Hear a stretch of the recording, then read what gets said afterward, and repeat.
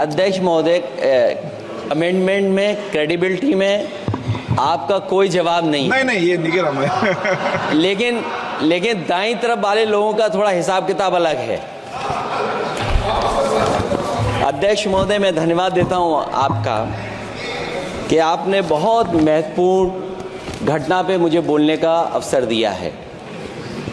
संभल जो इसलिए जाना जाता था कि भाईचारे के साथ वहाँ रहते हैं लोग, वहाँ अभी से नहीं, सदियों पुराना भाईचारा हजारों साल से इसी तरह रहते आए हैं। लेकिन अचानक ये जो घटना हुई है, ये सोची समझी रणनीति के तहत वेल प्लान्ड हुआ है और वहाँ के भाईचारे को गोली मारने का काम हुआ है। जो घटना हुई है वो सोची समझी साजिश है। वहाँ जो खुदाई की बात लगातार अध्यक्ष महोदय देश में कोने कोने पर भारतीय जनता पार्टी और उनके सहयोगी और समर्थक शुभचिंतक बार बार खुदाई की जो बात कर रहे हैं अध्यक्ष महोदय, ये खुदाई जो है हमारे देश का सौहार्द, हमारे देश का भाईचारा, हमारे देश का गंगा जमनी तहजीब को खो देगा।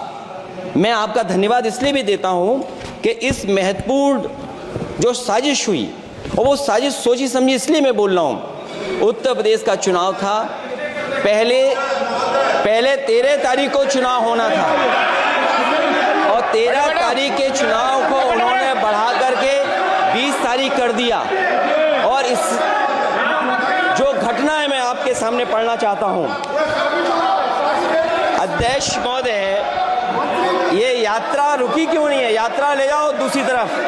अध्यक्ष महोदय, संभल की शाही जामा मस्जिद के खिलाफ 19/11/2024 को सिविल जज सीनियर डिवीजन छंदौसी संभल में एक याचिका डाली गई। कोर्ट ने दूसरे पक्ष को, अध्यक्ष महोदय सुनिए, ये सुनना चाहिए, हम यूं ही नहीं कहते थे। आप तो संक्षिप्त में बोले। अध्यक्ष महोदय, हम यूं ही नहीं कहते थे कि संविधान ये मानती नहीं सरकार। हम यूं ही नहीं कहते थे कि संविधान नहीं मानती। जब प्लेसेस ऑफ वर्शिप एक्ट है, प्लेसेस ऑफ वर्शिप एक्ट है, हम बनते तो बहुत कुछ हैं।